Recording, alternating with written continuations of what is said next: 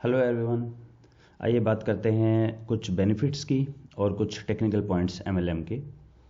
तो बेनिफिट्स में एक्चुअली जब भी हमारे कुछ अजम्पशंस वायलेट हो जाते हैं तो वो पर्टिकुलर टेक्निक हमारे थोड़ी सी उसकी रोबस्टनेस नहीं रहती, एप्लीकेबिलिटी नहीं रहती है। जैसे जब भी आप अनोवा यूज करें तो वहाँ पे हम मान के चलते हैं कि आपका डाटा नॉर्मली डिस्ट्रीब्यूटेड है, आउटलायर्स नहीं है, आपके जो होमोजेनिटी ऑफ वेरिएंस है वहाँ पर। इसी तरह से अनकोवा जब हम यूज करते हैं तो वहाँ एक अजम्पशन आता है होमोजेनिटी ऑफ रिग्रेशन स्लोप। अब आई डोंट नो आप में से कितने लोगों ने ये किया है अनकोवा के ऊपर काम। अनकोवा का मीनिंग है एनालिसिस ऑफ कोवेरिएंस। अनोवा का ही एक वेरिएंट है ये। अनोवा में होता है कि आपका एक कैटेगोरिकल वेरिएबल है जिसकी 2 3 4 कैटेगरी हैं और डिपेंडेंट वेरिएबल हैं, और हम चेक करते हैं क्या डिपेंडेंट वेरिएबल अलग अलग कैटेगरीज के लिए सेम है या अलग अलग। फॉर एग्जाम्पल मैं ये कहूँ कि परफॉर्मेंस जो है वो पब्लिक स्कूल, प्राइवेट स्कूल और फॉरेन स्कूल इनमें सेम है या नहीं बच्चों की परफॉर्मेंस।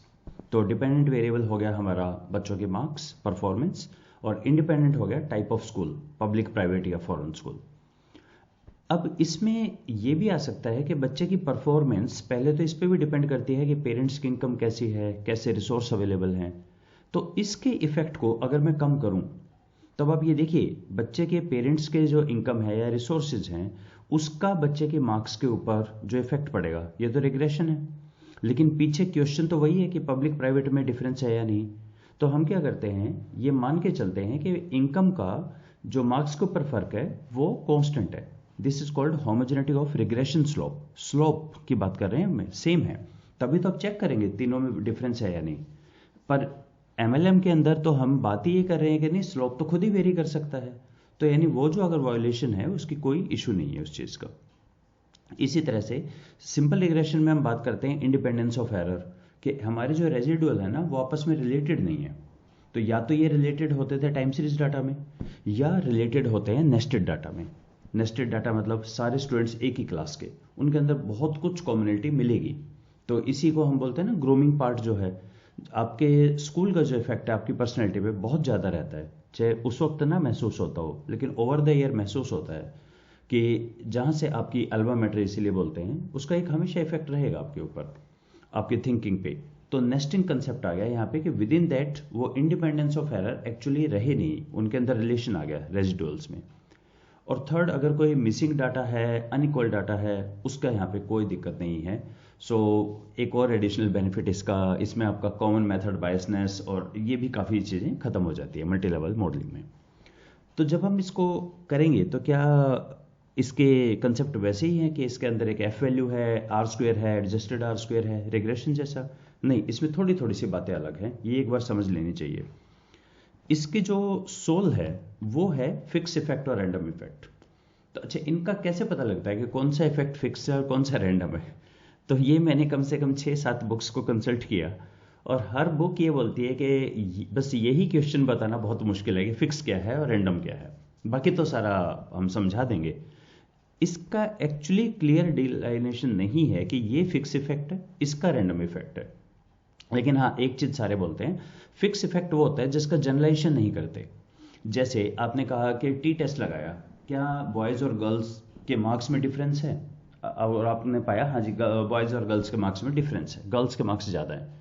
तो गर्ल्स के मार्क्स ज़्यादा हैं तो यू कैनॉट से कि अच्छा एक गर्ल नेक्स्ट गर्ल के गर्ल +1 के, जैसे हम रिग्रेशन में बोलते हैं ना कि एक्स का वाई पे इफेक्ट है, तो एक्स में अगर एक यूनिट जोड़ें तो वाई में कितना आएगा, फर्क आएगा।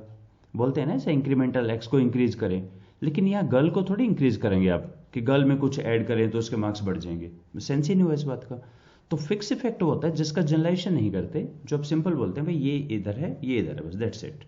लेकिन जब आप रैंडम इफेक्ट बोलते हैं वहां हम थोड़ा इस तरह से देखते हैं, रैंडम में जनरलाइजेशन करते हैं। मैंने एक एग्जांपल लिखा है इसमें, कोशिश की है मैं आपको समझाऊं। Effect of spouse on performance, ये फिक्स इफेक्ट है। तो नोबडी विल हैव सेक्स और 7 और 10 स्पाउसेज। तो आप बोलते हैं एक स्पाउस है, हाँ समझ आ गया, हस्बैंड या वाइफ का इफेक्ट देख रहे हैं। लेकिन जैसे ही हमने कहा इफेक्ट ऑफ रिलेटिव, अब यहाँ पे रिलेटिव तो बहुत सारे हैं, कोई भी रिलेटिव हो सकता है, उसका जो इफेक्ट है वो रैंडम इफेक्ट है।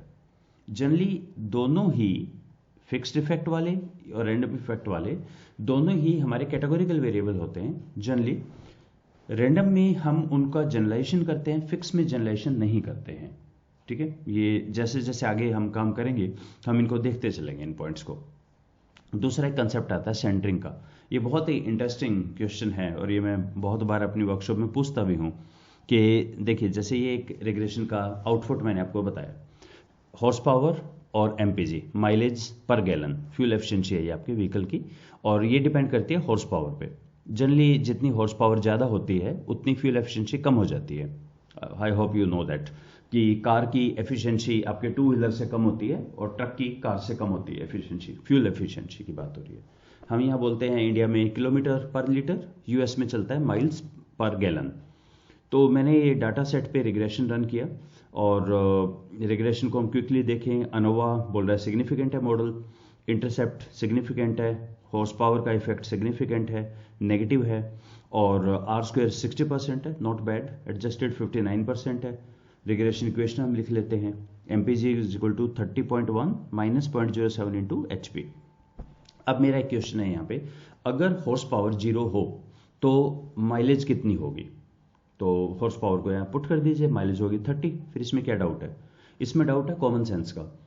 अगर हॉर्स पावर 0 है तो आप समझ रहे हैं उसका व्हीकल का इंजन काम कर रहा है क्या, जिसकी हॉर्स पावर 0 है? जब उसकी हॉर्स पावर 0 हो गई है, इंजन काम ही नहीं कर रहा, तो माइलेज कैसे आ जाएगी? तो यहाँ पे सिंपली डाटा के बेस पे थोड़ी बोलेंगे, कॉमन सेंस भी तो है।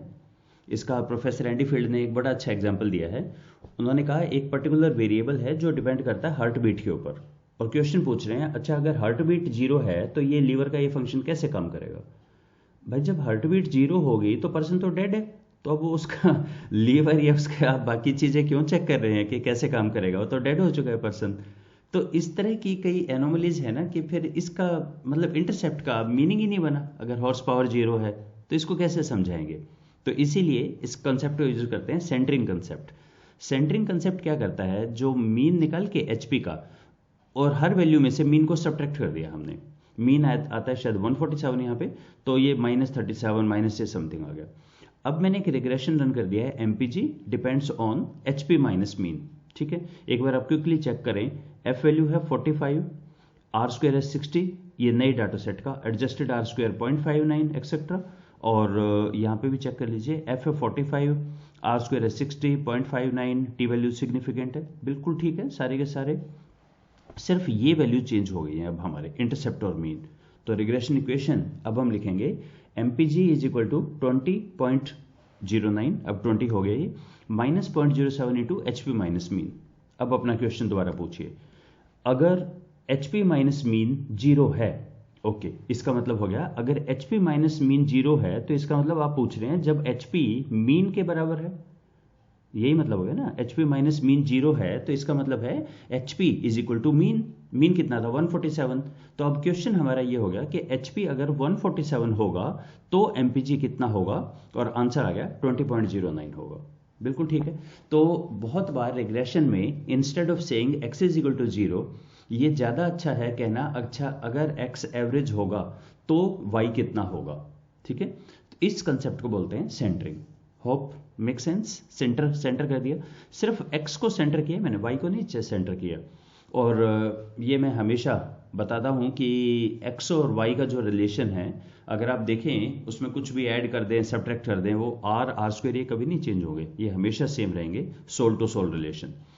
तो ये जो हमारा आ गया वैल्यू, इसको हम बोलेंगे grand mean centring. Grand mean का है जो ओवरऑल डाटा सेट का मीन था, ये तो उसके बेस पे निकाल दिया ना मैंने। इसका एक और भी वेरिएंट है, उसको बोलते हैं ग्रुप मीन सेंटरिंग। यानी अगर आपके पास 5 सेक्शंस हैं तो हर सेक्शन का मीन निकाल के उस डाटा को सेक्शन के मीन से सब्ट्रैक्ट कीजिए, एक तरीका ये भी आता है। तो जब भी हम काम करते हैं फिक्स इफेक्ट के ऊपर, तब तो ग्रैंड मीन सेंटरिंग यानी सारे डाटा पे लेके काम कर लीजिए। रिमेंबर, फिक्स इफेक्ट तो ये चेक करता है क्या हॉर्स पावर का इफेक्ट एमपीजी पे पड़ा कि नहीं पड़ा, ये तो हो गया फिक्स इफेक्ट। और वहां हम सेंटरिंग कई बारी करते हैं, वो यूज होते हैं ग्रैंड मीन सेंटरिंग। लेकिन अगर आप आगे बोले नहीं ये है लग्जरी व्हीकल्स, ये हैं दूसरे टाइप के व्हीकल, ये तीसरे टाइप के व्हीकल, तब हम यूज करेंगे group mean centring. Group mean centring होती है जो ग्रुप बाय ग्रुप चलती है, ग्रैंड मीन होती है जो टोटल पे चलती है। तो टोटल कब काम करते हैं? फिक्स पे। तो जब भी फिक्स इफेक्ट चेक करेंगे वहां सेंटरिंग यूज होगी ग्रैंड मीन सेंटरिंग, और जब भी ग्रुप पे चेक करेंगे, ग्रुप का मतलब नेस्टिंग, नेस्टिंग का मतलब रैंडम इफेक्ट, तो रैंडम इफेक्ट जब भी आएगा तब हम यूज करेंगे ग्रुप मीन सेंटरिंग। वैसे मैं सेंटरिंग यूज करूंगा नहीं, पर सॉफ्टवेयर हैं वो ऑटोमेटिकली डिफॉल्ट ऑप्शन है सेंटरिंग करना, बुक्स भी है, आपको पता होना चाहिए। इंटरप्रिटेशन अकॉर्डिंगली लिखना पड़ेगा। जैसे आप यहाँ ये नहीं कह सकते एच पी जीरो, यहाँ रहेगा H P minus mean zero, accordingly हमें बोलना होता है। ओके, कुछ और टेक्निकल पॉइंट है इसके, वो देख लेते हैं। सबसे पहले मॉडल फिट हम कैसे चेक करेंगे कि मेरा मॉडल इंप्रूव हो रहा है या नहीं हो रहा। तो मल्टीपल रिग्रेशन में हमारे पास होता है आर स्क्वेयर या एडजस्टेड आर स्क्वेयर बोल दीजिए, कि अगर एडजस्टेड आर स्क्वेयर इंप्रूव हो रहा है, नो डाउट आपका मॉडल इंप्रूव हो रहा है, ठीक है, और सिग्निफिकेंटली इंप्रूव होना चाहिए। यहीं पे आपको याद हो तो हमारे पास ये कुछ क्राइटेरिया होते हैं, ये लॉजिस्टिक रिग्रेशन में ज़्यादा यूज होते हैं। अकाइके इंफॉर्मेशन क्राइटेरिया या BIC बायसेन क्राइटेरिया या -2 लॉग लाइक्लीहुड, ये कंसेप्ट है मल्टी नॉमिनल रिग्रेशन या बाइनरी रिग्रेशन, उनमें आते हैं। तो यहाँ पे जो यूज होगा वो कंसेप्ट यूज होगा -2 लॉग लाइक्लीहुड का।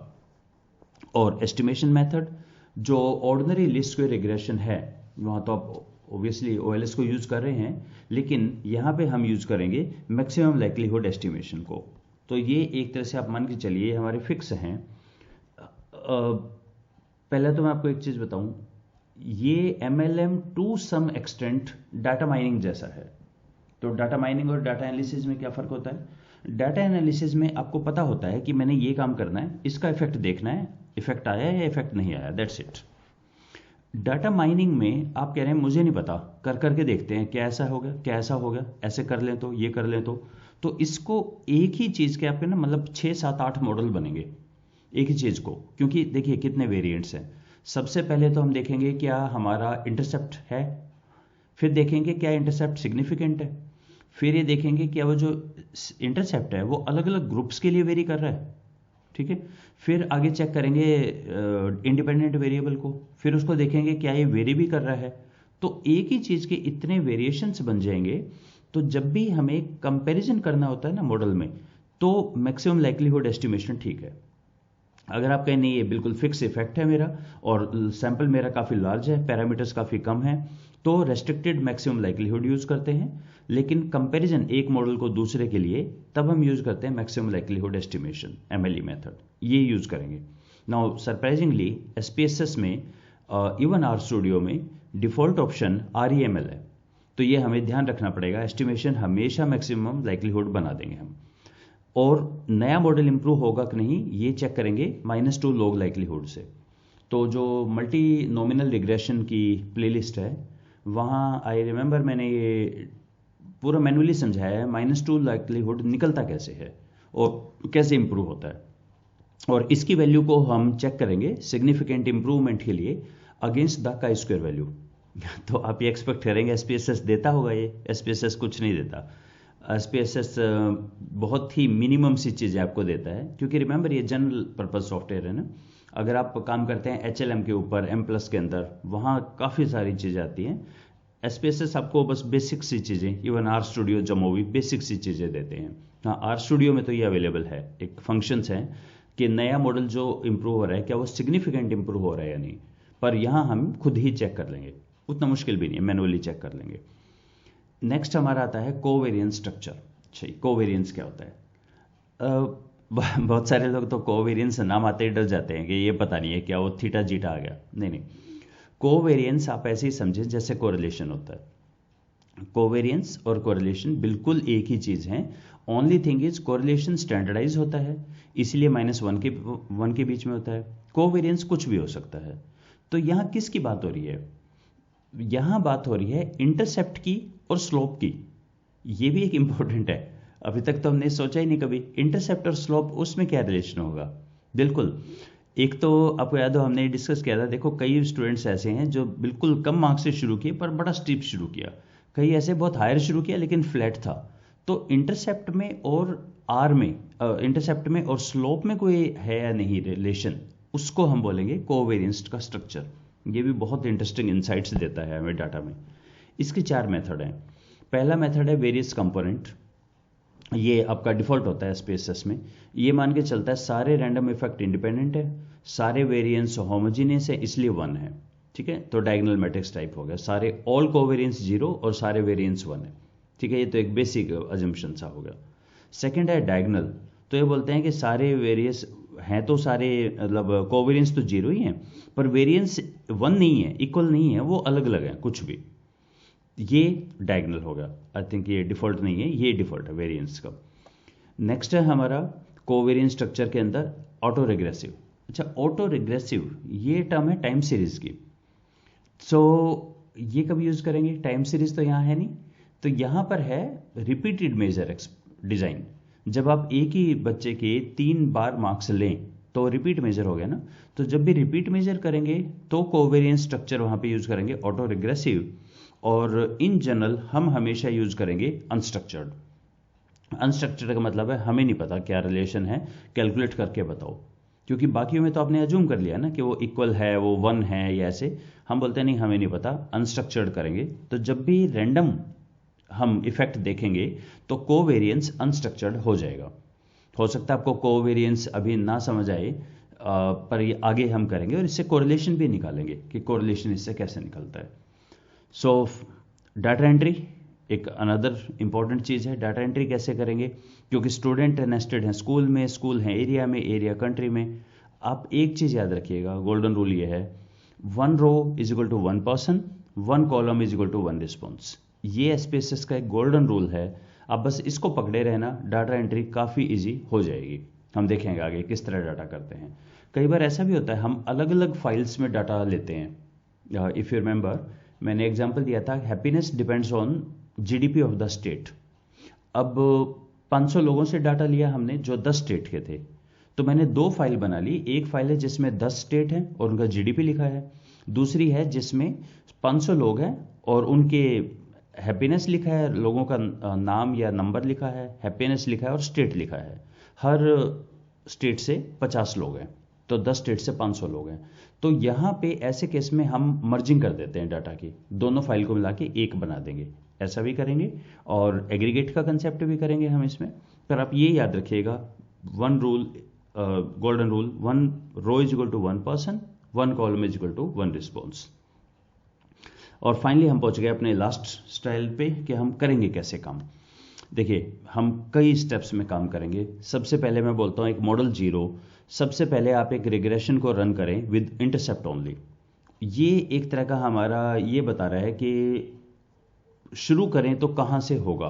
तो -2 LL वैल्यू आप नोट डाउन कर लें और फिर अब चेक करेंगे क्या आपको MLL पे जाना चाहिए या नहीं जाना चाहिए। तो हम क्या करेंगे, रिग्रेशन यूज करेंगे क्लस्टरिंग के साथ। जो भी आपका नेस्टिंग वेरिएबल है या क्लस्टरिंग वेरिएबल है उसको करके, और ये देखेंगे क्या ये वैल्यू इंप्रूव हुई। इन्हीं से यहाँ पे IC से भी निकलेगा, इन्हीं से तो नहीं, मतलब वेरिएंस से निकलेगा, IC से निकालेंगे। और ये चेक करेंगे मल्टी लेवल मॉडलिंग पे जाएं या ना जाएं। ये तो फर्स्ट स्टेप हो गया। ठीक है, नेक्स्ट हमारा हो गया कि इंटरसेप्ट सिग्निफिकेंट है क्या हमारा, ये चेक करेंगे तो फिक्स्ड इंटरसेप्ट आएगा। नेक्स्ट हम चेक करेंगे क्या हमारा स्लोप ठीक है, यानी यहां तक तो हम रिग्रेशन पे ही काम कर रहे हैं। ओनली थिंग इज ये जो सिंपल रिग्रेशन नहीं है, ये मल्टी लेवल रिग्रेशन है। ठीक है, इसके बाद हम चेक करेंगे एक इंडिपेंडेंट वेरिएबल को डाल के उसका इंटरसेप्ट कैसा है, उसका स्लोप कैसा है। दूसरा इंडिपेंडेंट वेरिएबल, फिर से उसका फिक्स इफेक्ट और रैंडम इफेक्ट, और फिर आप इंटरेक्शन इफेक्ट भी देख सकते हैं। तो इसके कई सारे वेरिएंट बनेंगे एक ही चीज़ के, और हमें 2 बातें नोट करनी है, क्या -2 LL इंप्रूव हो रहा है कि नहीं हो रहा सक्सेसिव मॉडल्स में, और क्या वो सिग्निफिकेंट है या नहीं, और ICC कितना हो गया। बस दैट्स इट, छोटा सा ही है इसका। So I think now it's time to go for a software. हम 3 अलग अलग सॉफ्टवेयर में काम करेंगे। एक तो SPSS पे करेंगे ताकि आप कंसेप्चुअली समझ जाएं, फिर इसको हम काम करेंगे जमोवी के ऊपर, एंड फाइनली R के ऊपर काम करेंगे। SPSS को यूज करने का एक कारण ये भी है, जो मैंने आपको बताया था, प्रोफेसर हेज और उनके स्टूडेंट रॉकवुड ने एक मैक्रो दे दिया है जिससे आप जो कॉम्प्लेक्स मॉडल्स हैं मीडिएशन के, पैरेलल मीडिएशन के, उनको SPSS में बहुत ही इजीली कर सकते हैं। तो इनको भी देखेंगे. So let's now time for go for the practical session. So let's stop here. Thank you.